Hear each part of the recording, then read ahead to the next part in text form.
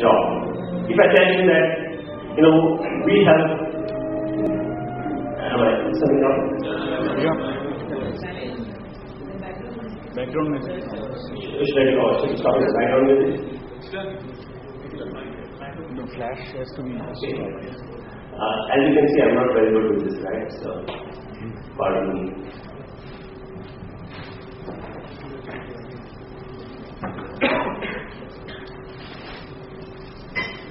Okay, so can I get some help here?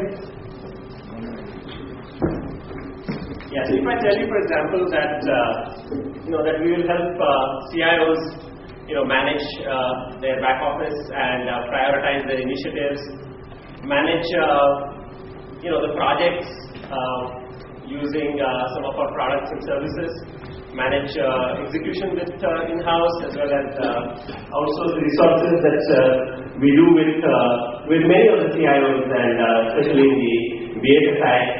You will tell me that I'm doing a sales talk, and I don't want to do that. In fact, the unique opportunity that you have given us to present today, I would like to take a few minutes to really explore what I would call as the next frontier for information and the role that we as CIOs can play. And I'm going to talk about technology for social inclusion. Let me start off by, just explaining how rural India sees us.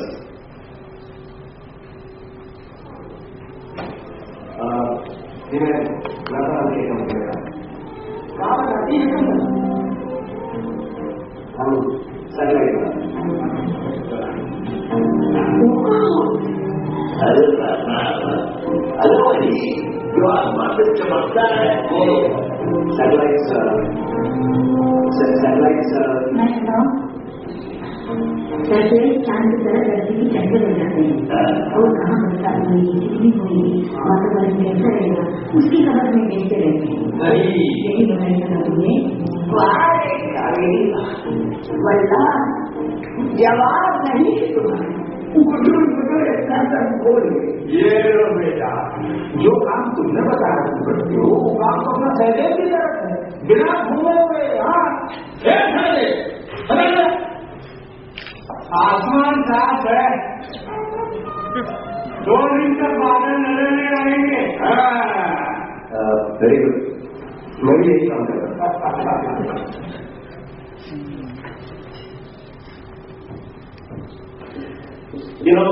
what am I doing here?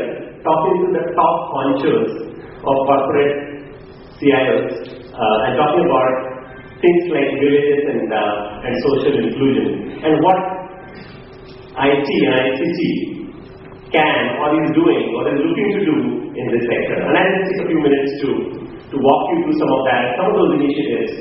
As you all know this, I'm not going to read the slide, but this is really where the rubber is going to hit the ground as we go forward in our quest to make information and communication technology accessible to the masses. We live in villages. Sitting here in Hyatt and talking to all of you, it may sound strange, but this is where we are.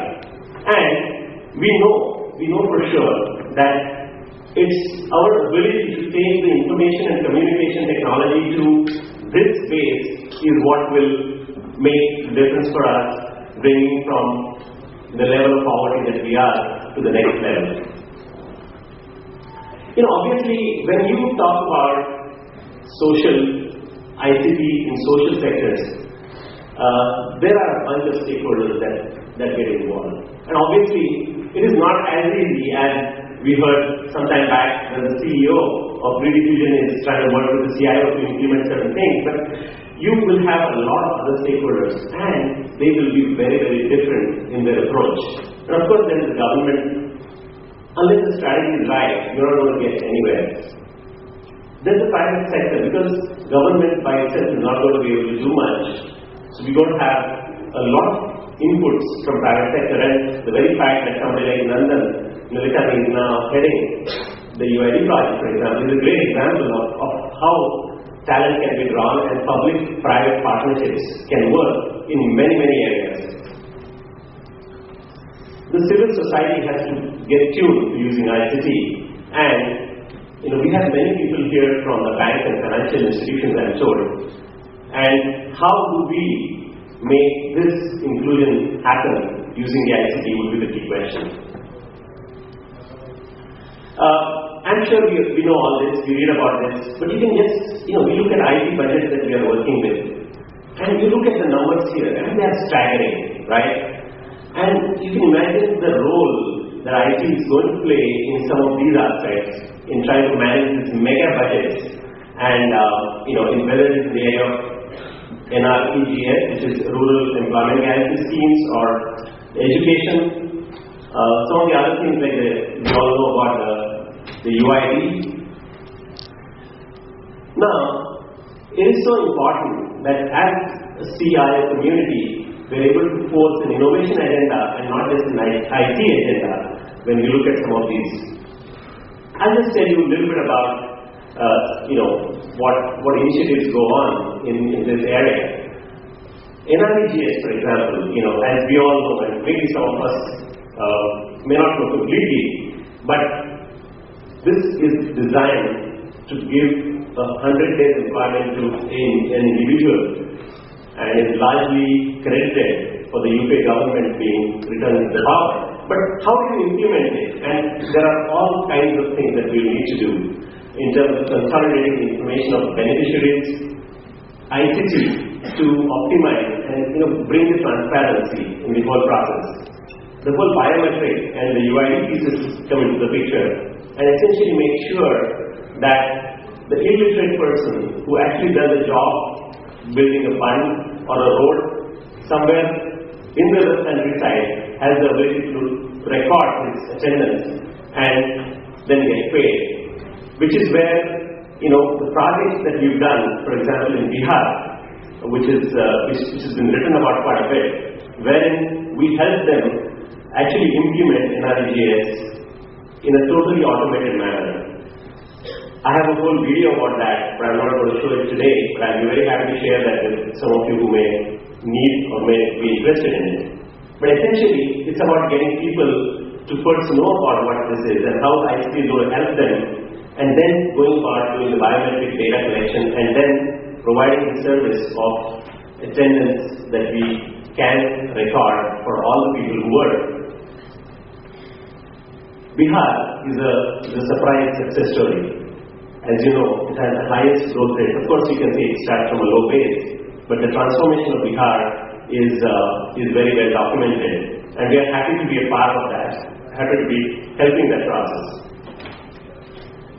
What do we do? Here are some of the things we do, and you will not believe. Sometimes, the role of ICT is looked at, sitting in air-conditioned rooms and doing some programming using, Java and other things. The kind of things that we end up doing when we actually deploy projects like NREGS implementation, I've just listed some of these. And it's a totally end-to-end kind of solution, end-to-end kind of work that we do. And the government pays based on the beneficiary. So it's entirely outcome-based. I've listed the project that's called eShakti, and of course we are also doing the same thing in Gadchiroli district in Maharashtra. And this is really changing the way the lives of the below poverty line people is being transformed using ICT. It's a great example. I would urge you to look at that so we know what happens in the rural hinterland when they try to deploy ICT and what difference it makes to their lives.